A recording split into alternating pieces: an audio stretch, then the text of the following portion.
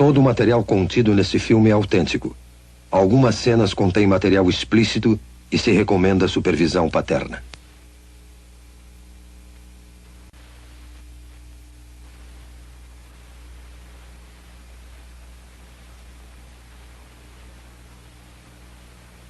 Agora podemos perceber o grito silencioso na face desta criança que agora enfrenta a iminente extinção. O grito silencioso.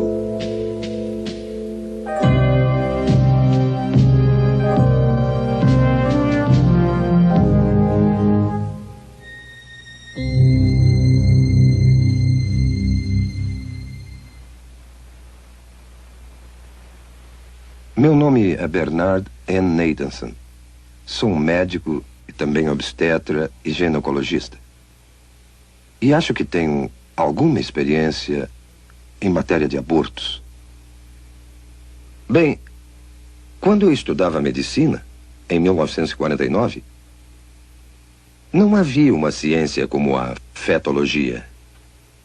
Aprendemos que esta criança a nascer, o feto, era uma coisa no útero e que somente por uma questão de fé era ou não era um ser humano e se esse ser humano teria ou não qualquer qualidade bem pessoal. Mas essa história mudou desde 1970. Foi nessa época que a ciência da fetologia surgiu nos meios médicos.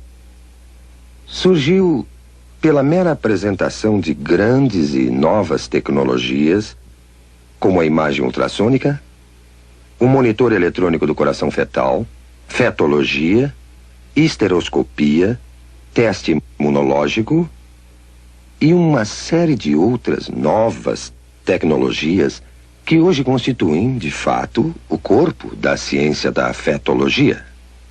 A imagem ultrassônica, que é a imagem do feto em movimento, tornou-se acessível à nossa clínica a partir de 1976. A sala para exames ultrassônicos consiste de uma convencional mesa de exame e do aparelhamento de ultrassom. Essa máquina que vemos aqui. A mulher grávida é colocada na mesa para o exame. O abdômen é devidamente coberto. A ponta do instrumento é colocada sobre o útero. O aparelhamento consiste basicamente de um cristal que emite ondas de som em alta frequência. E um outro aparelho que capta o eco dessas ondas.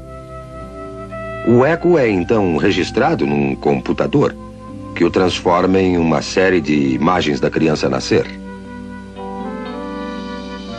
E a criança pode ser observada por uma análise linear, que é útil para a gravidez adiantada, ou por uma de setor, que é mais precisa para delinear a criança na fase inicial, como esse caso.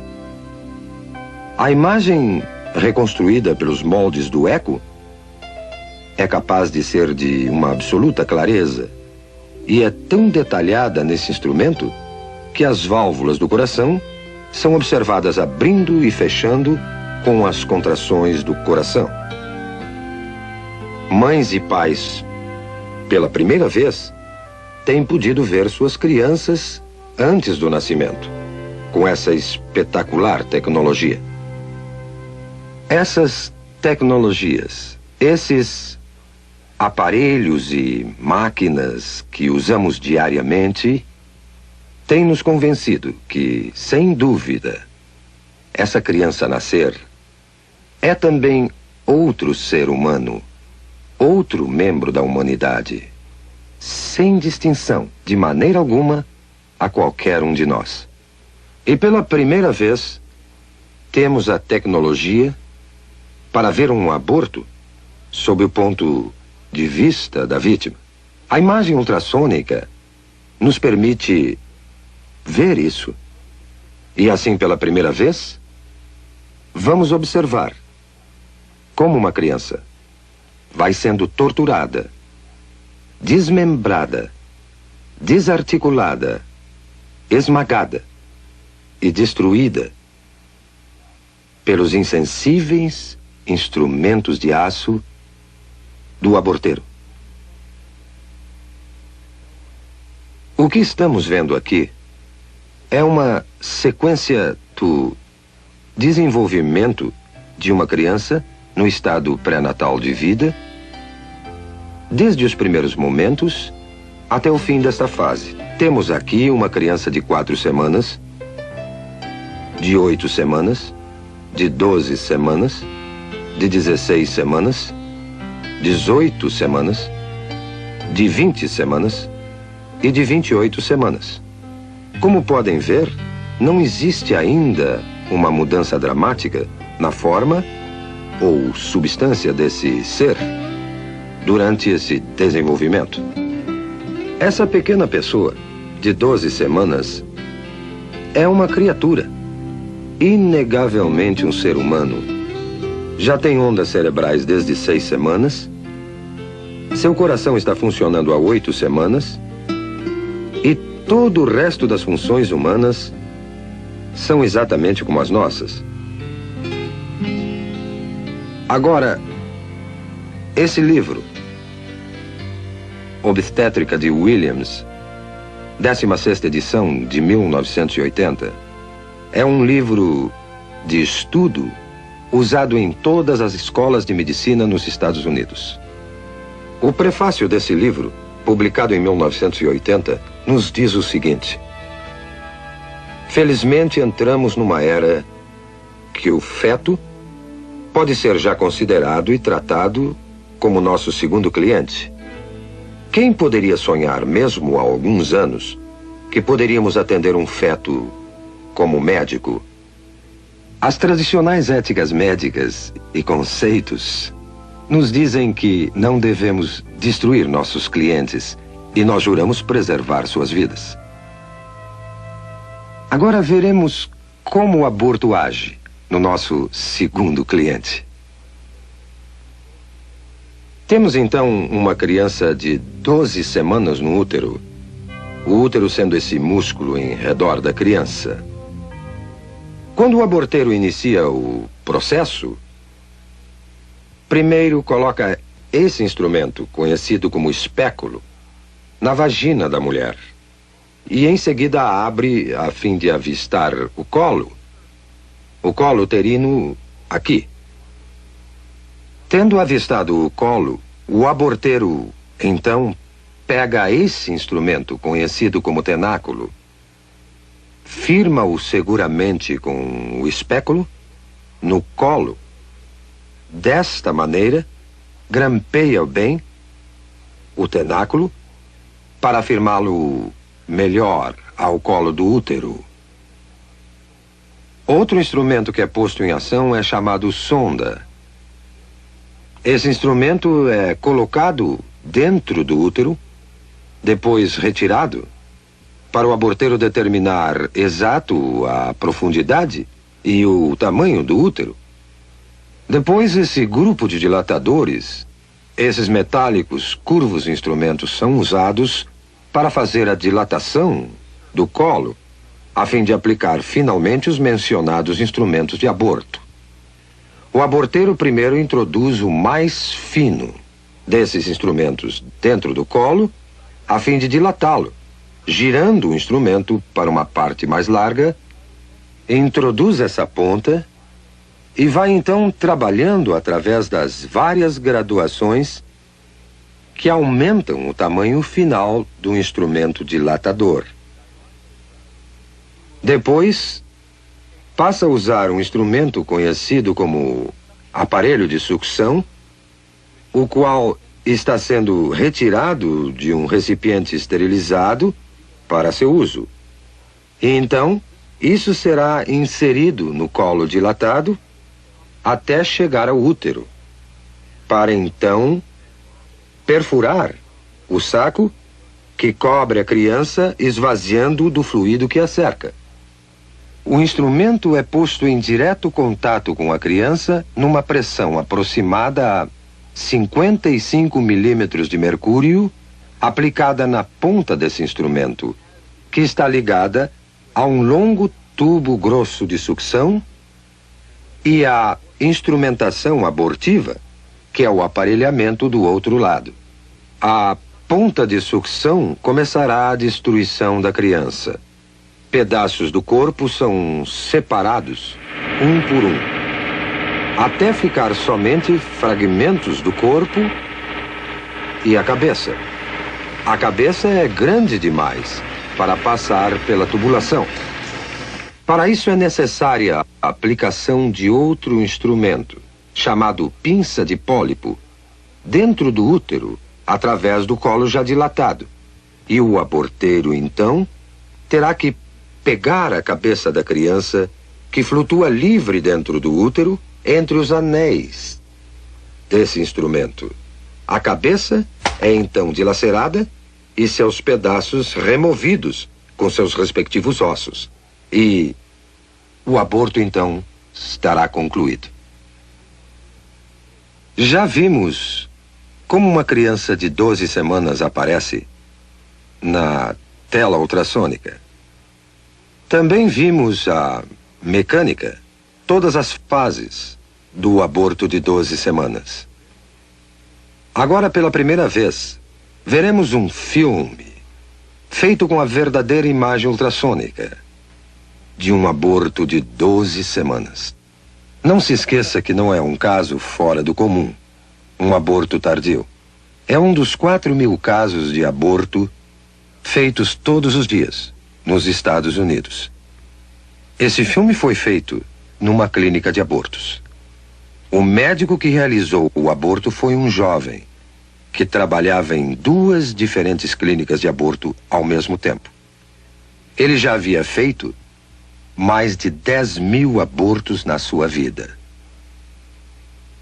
Quando lhe pediram para assistir uma exibição deste filme, ele ficou tão chocado do que ele fazia que saiu da sala por um momento. Voltou para ver o final, mas nunca mais fez outro aborto.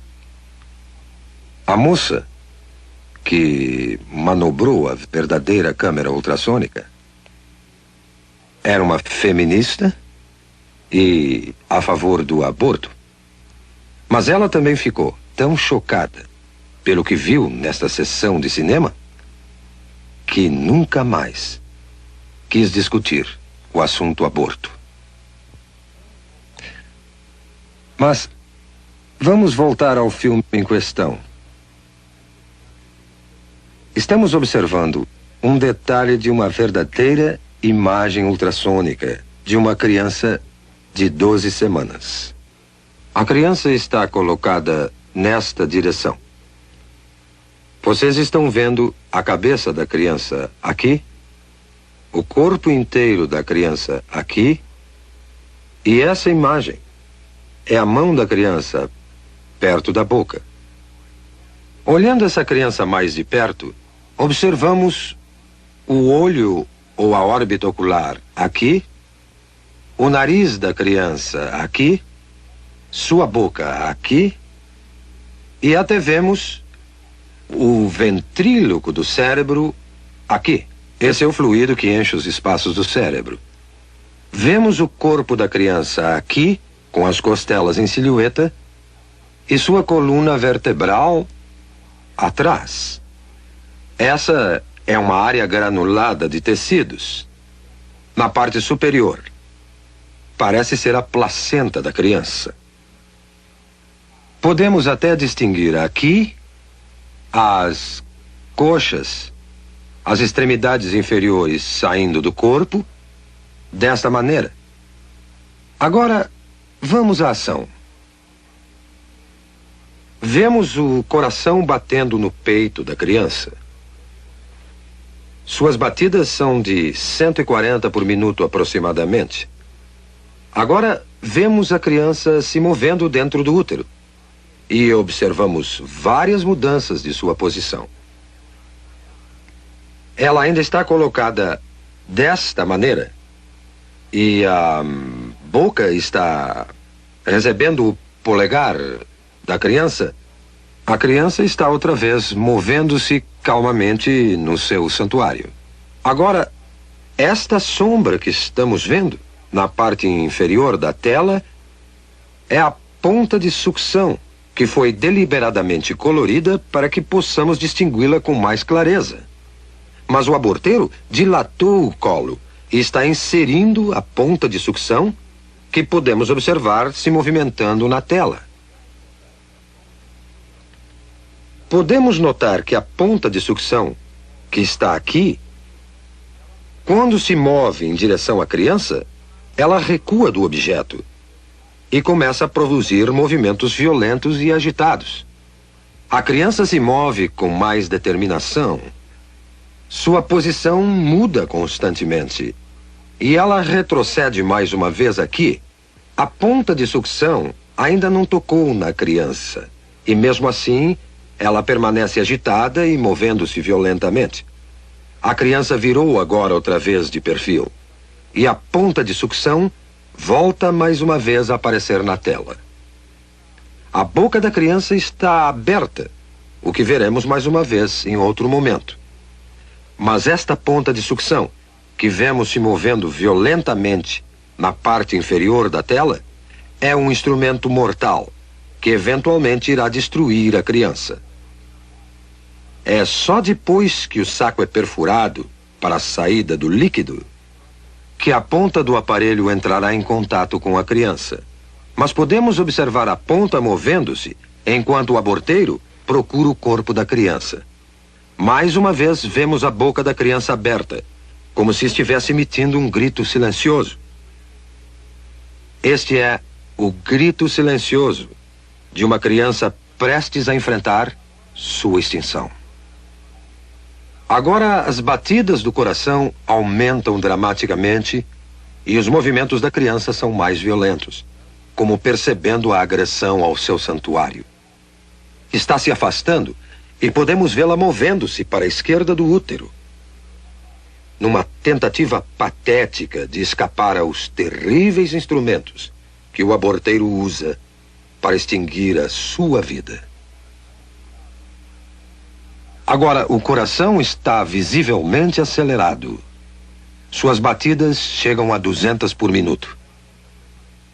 Não há dúvida alguma que a criança percebe o perigo mortal que a espera. A membrana foi perfurada e o fluido escapou. Não se vê mais o reservatório de líquido protegendo a criança. Mas uma vez que o fluido saiu, a ponta do aparelho de sucção se firma no corpo da criança e a criança é puxada para baixo pela ponta de sucção do aborteiro com a pressão negativa aplicada e o corpo está sendo desmembrado sistematicamente e separado da cabeça. A cabeça está nesta direção aqui. Eu estou no momento delineando a cabeça. As partes inferiores já foram destruídas.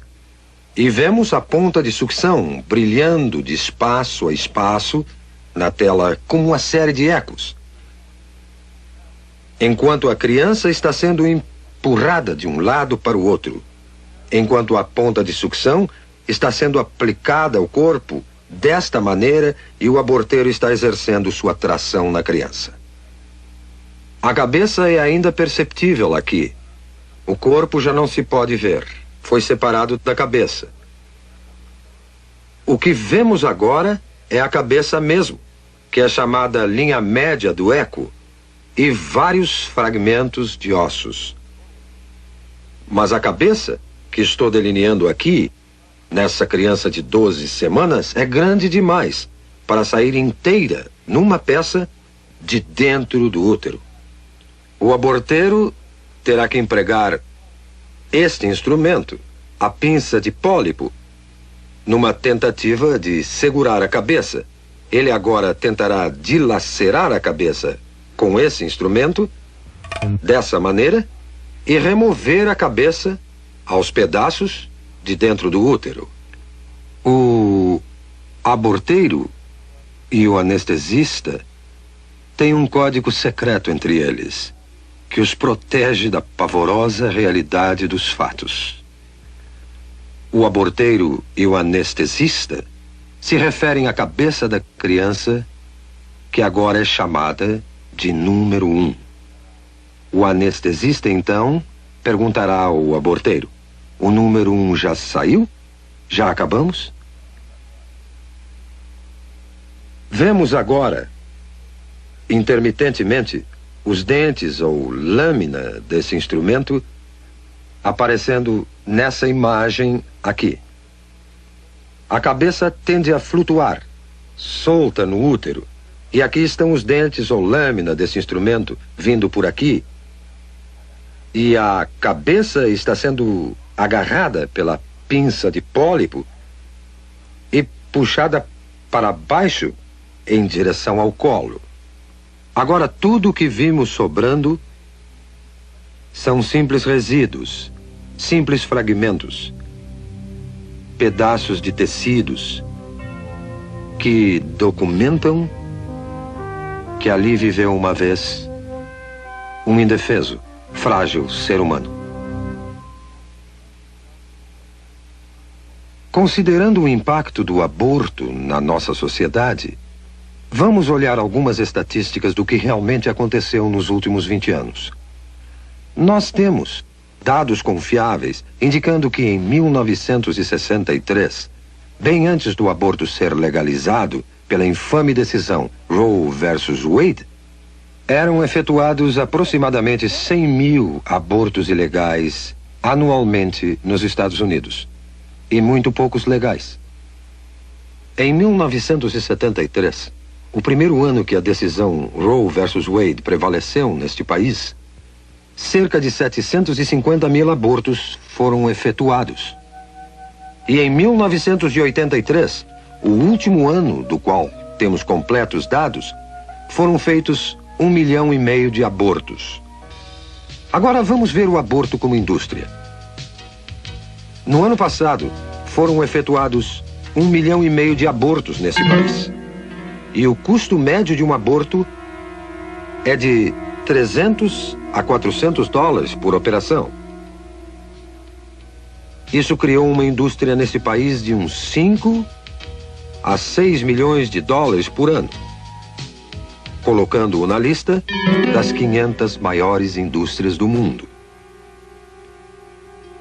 90% de todo esse dinheiro vai para o bolso dos médicos e o que sobra no bolso dos empresários que dirigem as clínicas. Tivemos investigações recentes sobre essas clínicas, que se ramificaram no país como cadeias de restaurantes. Sabemos que várias dessas cadeias se encontram na Califórnia, pelo sudoeste e vão até o sudeste dos Estados Unidos. E há alguma evidência agora que cada vez mais essas clínicas estão caindo nas mãos do crime sindicalizado nos Estados Unidos. E que esse dinheiro do aborto, é manchado não só pelo sangue das inocentes vítimas do aborto, como também pelas mãos sujas do crime sindicalizado nos Estados Unidos. Quando discutimos o aborto, temos que entender que a criança por nascer não é a única vítima. As mulheres são vítimas também, tanto como as crianças o são. Não foi dito às mulheres a verdadeira natureza da criança por nascer. Não lhes foi mostrado os fatos reais sobre o que o aborto realmente é. As mulheres, em grande número, centenas, milhares, dezenas de milhares, têm tido seus úteros perfurados, infectados, ou sofreram destruição total de seus órgãos reprodutores como resultado de uma operação da qual não possuem um conhecimento verdadeiro. Este filme e outros filmes que virão devem fazer parte da informação geral para o consentimento de qualquer mulher antes de se submeter a um processo desta natureza. Eu acuso a Liga Nacional do Direito ao Aborto. Eu acuso o plano familiar e todos os conspiradores da indústria do aborto de uma consistente conspiração silenciosa que faz a mulher ignorar os verdadeiros fatos sobre o aborto. E desafio a todos que ministram o aborto a mostrar esse autêntico programa filmado, ou um similar a este, a qualquer mulher antes de consentir num aborto. Como veem, acho que entendo um pouco de aborto. Fui um dos fundadores da NARAL em 1969, que é agora a Liga Nacional do Direito ao Aborto. E por um período de 2 anos, fui o diretor da maior clínica de aborto do mundo ocidental.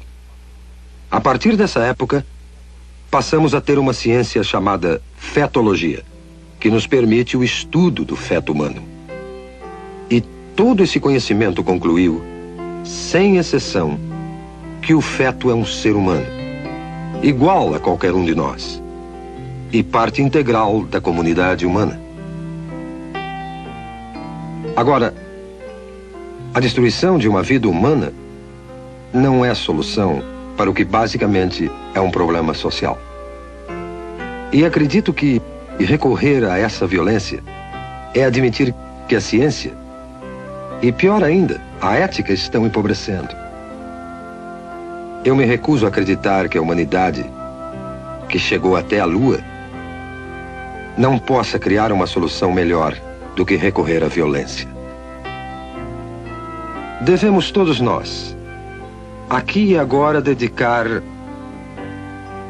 todos os nossos esforços para achar uma melhor solução, uma solução composta de amor e compaixão e um decente respeito pela inegável prioridade da vida humana. Vamos todos, pelo bem da humanidade, aqui e agora, parar esse genocídio.